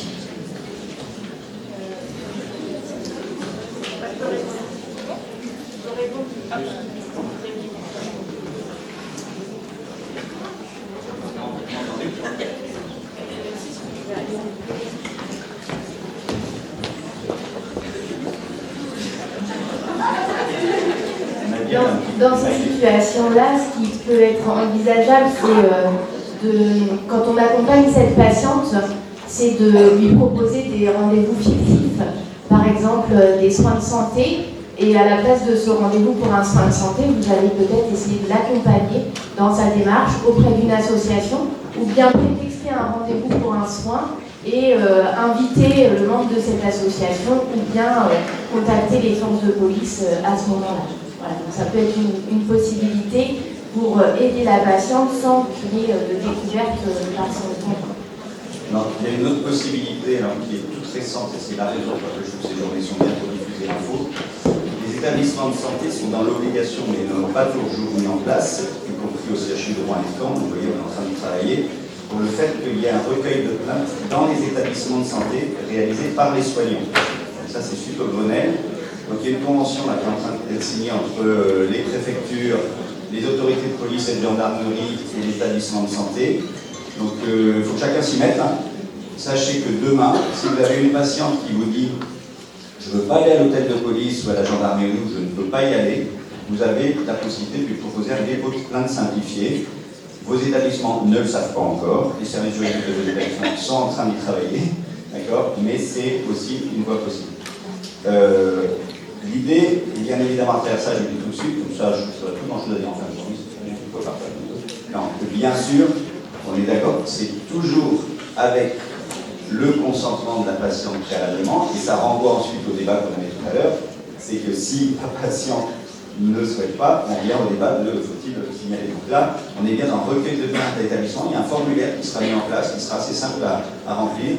Les soignants adressent le formulaire aux autorités de police et de gendarmerie, et la chose est enclenchée. Voilà. Donc on verra si ça marche, mais en tout cas c'est une voie qui permet d'éviter cette allée dans les hôtels de police et de gendarmerie. Dernier petit point, parce que je travaille avec eux tous les jours, oui effectivement on entend dire dans des études que les forces de police et de gendarmerie et tout. Moi, je ne suis pas un défenseur de la police et de la gendarmerie. Mais en fait, travaillant au quotidien, je peux dire qu'il y a un énorme travail qui est fait aujourd'hui. Il reste du boulot, mais qui est en particulier au niveau de la gendarmerie, des structures comme la MPF, qui est en charge de l'accueil des femmes victimes de violences avec des brigades spécialisées, où il y a beaucoup de femmes qui intègrent ces brigades en termes de... C'est pas anodin, c'est aussi des femmes qui intègrent ces structures-là. Donc le boulot est en marche de ce côté-là, donc on essaye de travailler avec tout le monde. David Millot, étudiant en analyse kiné. Je reviens un petit peu sur la vidéo que vous avez faite, sachant qu'on est dans une démarche éthique de réflexion et d'écoute qui demande de prendre les choses de manière objective. Face à un sujet qui prend au trip, vous faites quoi de la réflexion de cette soignante qui a dit « Oh, moi je fais pas du social », surtout si elle est amenée à venir dans les staffs où cette discussion avec Madame V sur la question des violences qu'elle subit est abordée.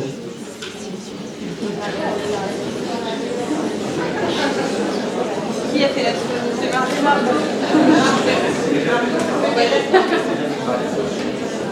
Allez, si vous voulez, on peut laisser répondre ceux qui ont réalisé le script de leur vidéo, peut-être des pistes.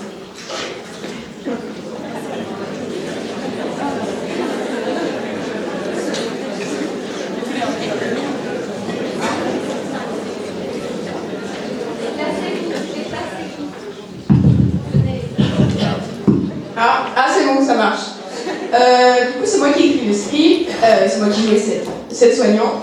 J'ai choisi de la représenter comme ça parce que je l'ai déjà entendu de la part de certaines personnes et c'était vraiment caricaturé. Pas autant, mais c'est parce que je trouve ça important qu'on sache qu'il y a des gens qui pensent comme ça. On l'a aussi vu dans nos cours, c'est pas forcément dans le contexte soignant, mais on avait vu un film où les voisins entendent les violences et ne font rien. Enfin, on va pas, c'est pas nos affaires. Et du coup, j'ai voulu représenter cette soignante parce que quel impact elle peut avoir dans une équipe. Bon là, du coup, il ne l'écoute pas, il la laisse de son côté, mais elle aurait pu totalement renverser la prise en charge. Ils auraient pu dire, bah oui, bah t'as raison, il suffit que ce soit un soignant qui est... Enfin, je sais pas, je vais dire qu'il soit plus âgé, plus d'expérience, on va dire « Ah ben oui, t'as raison, toi t'as de l'expérience, on va t'écouter » et la prise en charge n'aurait pas du tout été la même. Et là, c'est questionnement. Parce que là, ça met des fois, ça sèche tout le monde et on peut réfléchir. Tout à l'heure, quand je suis arrivé, j'ai dit je suis content qu'il y ait des jeunes dans l'amphi. Alors, je vais être encore plus restrictif vis-à-vis de certains aînés. Le script que vous avez écrit, effectivement, il existe. Il existe beaucoup trop encore. Il existe ensuite, en plus, dans des positions hiérarchiques. Ça peut être un cadre de santé, ça peut être un médecin. J'en parlais avec ma collègue professeur de droit. Moi, j'ai tous les jours des médecins, y compris des médecins capés, qui sont dans les réflexes d'il y a 20 ans. D'accord? Et donc, on ne dit rien, c'est comme ça, voilà. Donc, effectivement, ça existe. Donc, moi, je vous invite non pas à la rébellion, je vous invite à la collégialité. D'accord? Le mot-clé, c'est la collégialité. Et dans la collégialité, chacun a son mot à dire, y compris l'étudiant en formation, parce que l'étudiant en formation, des fois, il connaît plus de choses que le senior qui est installé dans un système depuis 50 ans. D'accord? Et donc, c'est ça l'idée. Et dernière chose, sur ces sujets-là, vous avez le droit, et peut-être même le devoir, de ne pas vous soumettre à une hiérarchie quand vous estimez que cette hiérarchie ne prend pas la bonne décision. En respectant l'institution. L'institution, il y a une direction des affaires juridiques, il y a d'autres choses, il y a des espaces éthiques. Il faut aller pousser les portes, d'accord, pour que ça bouge. Voilà. Avant de donner la parole à Arnaud, je reviens juste sur la troisième de vos questions. Et encore merci parce que le format était assez génial, j'ai trouvé. Juste parce qu'on est en éthique, Le fait qu'il y ait une si grande proportion qui a répondu oui à j'ai pris la bonne décision, je rappellerai juste que sur ces questions-là, et en particulier en éthique, on a juste pris la moins mauvaise à un instant T pour une personne. Et moi j'ai répondu non personnellement justement parce que je sais que j'ai pas pris la bonne décision, j'ai juste pris en très mauvais français la moins pire qui se présentait à moi. C'était juste pour rappeler ça. Pour revenir à la question précédente, donc Arnaud Migny, je suis psychologue et membre du COPIL de l'ERN. L'éthique, c'est avant tout, pour rejoindre ce qu'a dit Grégoire Montel, l'éthique c'est lutter contre le c'est comme ça. Donc ce que vous avez représenté pour cette personne, c'est la patate chaude en fait. Et c'est le plus grand danger. La patate chaude est de dire bah, c'est comme ça. Lutter contre le c'est comme ça, c'est le rôle de tous les soignants, à mon avis, de tous les citoyens. C'est toujours ça. Il y a des moments où il ne faut pas hésiter. On a fait un débat sur l'hésitation. Et je voudrais insister qu'il y a des situations où on n'hésitera pas, parce qu'il y a des moments où finalement on est dans un contexte éthique très très clair, c'est la mise en danger immédiate. Et alors certains vont dire, et si on se trompe? On n'a pas évoqué ça. Mais si on se trompe, tant pis. Il vaut mieux se tromper dans ce sens-là que dans l'autre. Il y a un moment où il faut dire les choses. Très souvent, les professionnels de santé sont dit, ah, on va me mettre en accusation pour dénonciation calomnieuse. Eh bien non, si le professionnel est de bonne foi, s'il a des arguments objectifs, d'accord, et qu'il peut étayer dans son dossier de soins que ces arguments étaient de bonne foi, je pense que ma collègue juriste est d'accord, il faut le redire, eh bien il n'y aura pas de mise en cause du professionnel. Dans le sens inverse, on a évoqué la dimension morale avec Thibault tout à l'heure, ben, c'est un peu vrai. Si vous ne signalez pas, et 3-4 jours après, les choses se passent mal, moi ça arrive sur le zinc de ma salle d'autopsie, c'est comme ça dont on parle, et bien vaut peut-être mieux avoir signalé, entre guillemets, par excès, que ne pas avoir signalé par défaut. Voilà, ça je pense que c'est une position, je ne sais pas si elle est d'ordre éthique, mais en tout cas c'est une position qui fera peut-être évoluer le débat de société. Autre point dans cette journée, j'ai bien aimé la scène où on a vu, et je le redis, même si je suis intervenu tout à l'heure, tout le monde n'est pas d'accord dans une équipe, tout le monde doute. Alors quand les gens doutent par connaissance du système et parce que la situation est vraiment douteuse, c'est vertueux. Quand les gens doutent par méconnaissance, parce qu'ils ne connaissent pas le nouveau cadre de la loi, parce qu'ils ne connaissent pas ce que c'est une violence, pour moi c'est grave et c'est une faute professionnelle. Et bien désormais vous, c'est pour ça qu'on vous forme, vous êtes les acteurs qui allez changer la société. J'en suis persuadé. Moi quand j'étais gamin, à votre âge, enfin gamin, il faut que je fasse attention parce que vous allez vous vexer, mais quand j'étais en terminale, donc gamin, j'avais un professeur de biologie qui me disait, Grégoire, un jour vous serez l'avenir de la nation, vous changerez les choses. J'y croyais pas. J'ai mis ma pierre à l'édifice, désormais je vous dis, c'est vous qui changerez les choses.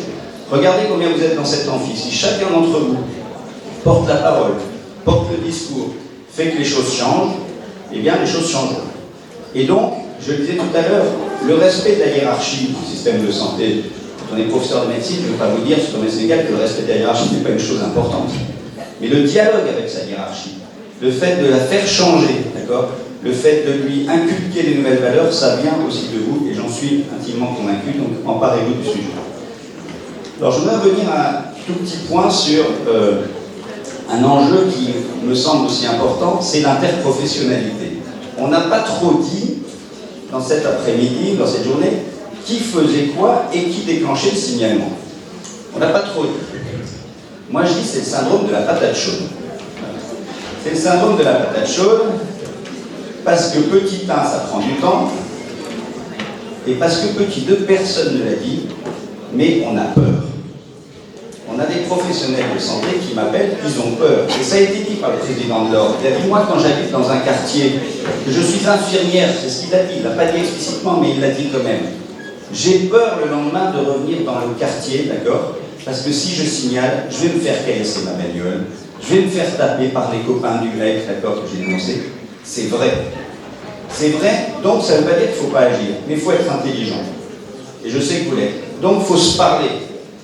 Il y a une infirmière, une assistante sociale, il y a un médecin, il y a un procureur, le téléphone existe. Il faut se parler, et à un moment c'est un jeu de rôle social.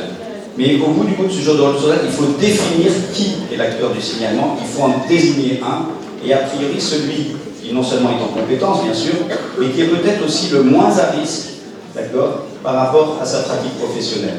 Mais surtout ne faites pas l'inverse. L'inverse c'est dire, oulala, vu que c'est casse-gueule, et que j'ai entendu à BFM TV, vous savez, haut niveau de compétences intellectuelles, très haut niveau de compétences intellectuelles, je veux dire. Plus vous regarderez TMC, BFM TV, et puis je sais pas quoi, le mariage gitan sur M6, j'adore, j'ai plein de copains gitans, hein, c'est pas le sujet. Mais plus la société ira bien.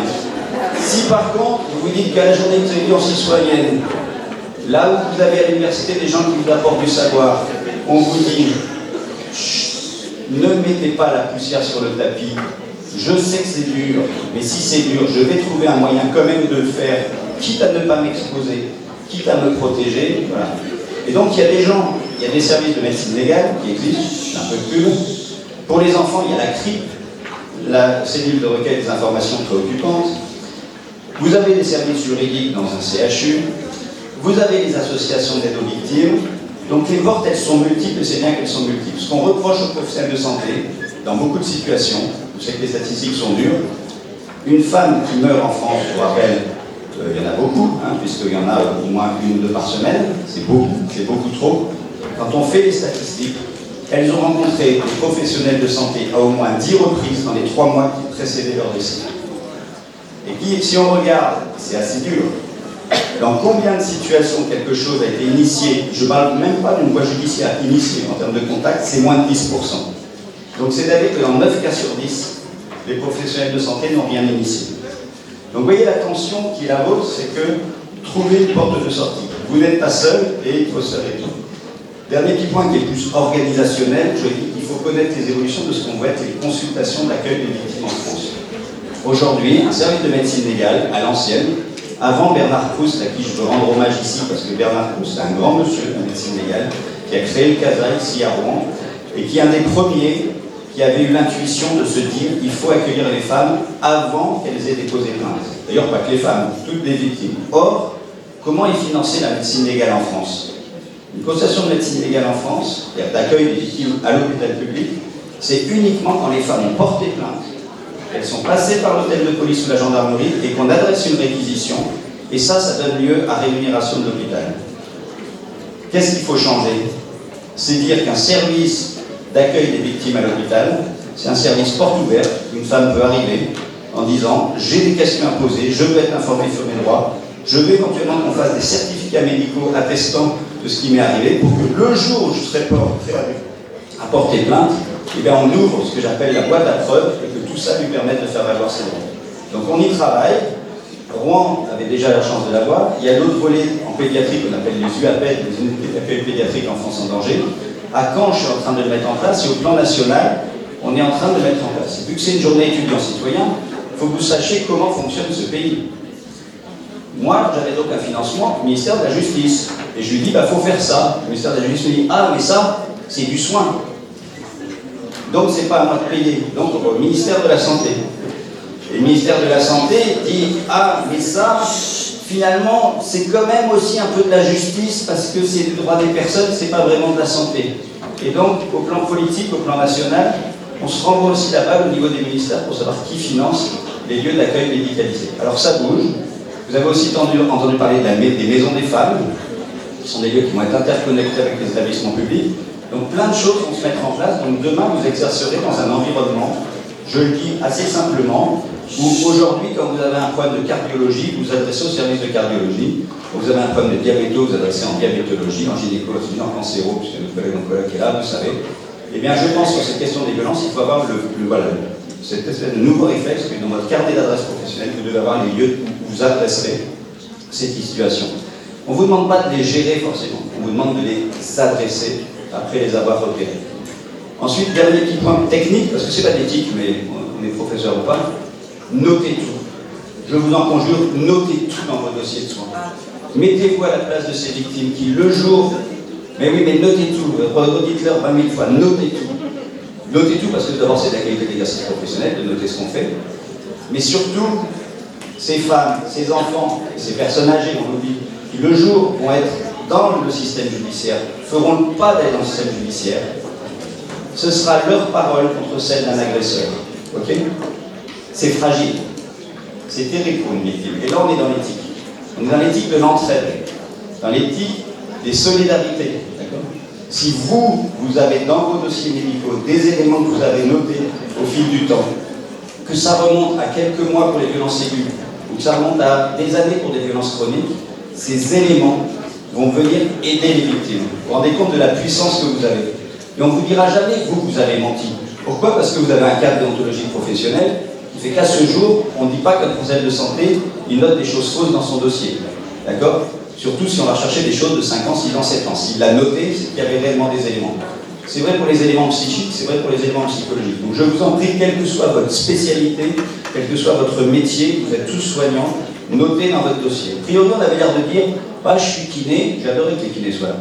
Bah, c'est pas mon sujet. Bah, si, c'est mon sujet, voilà. Ça a été montré. Bon, je dirais même, si on dit à ça, s'il y a des futurs cardiologues ou des orthopédistes, bah, c'est votre sujet. Si c'est le sujet de tout le monde, ben, le jour où les victimes porteront plainte, on prendra les éléments sur votre dossier et ça permettra d'argumenter l'élément en justice. Alors, mon dernier point, s'il faut conclure, c'est vraiment de remercier toute l'équipe rouennaise, parce que pour être dans mon rôle, et certains dans la salle le savent, je suis hyper attaché à Rouen pour plein de raisons. D'abord parce que mes parents y vivent, et d'abord parce que quand on est en charge de mission territoriale, on aime à ce que le territoire vive. Et historiquement, peut-être que pour certains d'entre vous ça ne parle pas, mais pour d'autres ça parlera certainement, on se disait, ah, ce qu'on fait à Rouen, il faut le faire à Caen, et ce qu'on fait à Caen, il faut le faire à Rouen. Et il y a même des gens historiquement qui disaient l'inverse, qui disaient voilà, on va faire la guerre entre les villes de Rouen et Caen. Désormais, je suis super content, parce qu'il y a un équilibre entre les deux villes. Ce que vous vivez là, on l'a fait avec les étudiants canés sur d'autres thématiques. Et je le dis parce que, pour ceux qui me connaissent, j'ai un peu l'écoute et je travaille beaucoup avec Jean-François Delfrécy du Comité national d'éthique. On a fêté les 40 ans du Comité national d'éthique. Et on nous dit qu'il faut animer l'éthique auprès des citoyens. Et je le dis et je remercie l'équipe rouennaise. Rouen et Caen sont reconnus à travers leurs débats citoyens comme des pôles d'excellence. Et des journées où on réunit un amphi plein qui ne se barre pas, bon, même si ça papote, mais ça c'est normal parce qu'on vient draguer. Eh bien c'est quand même une réussite, et cette réussite elle est liée à vous parce que vous auriez pu traîner des pieds, vous auriez pu faire des présentations merdiques, or elles étaient excellentes, il faut quand même le dire, elles étaient toutes excellentes, donc je vous remercie et l'éthique de demain passe par vous.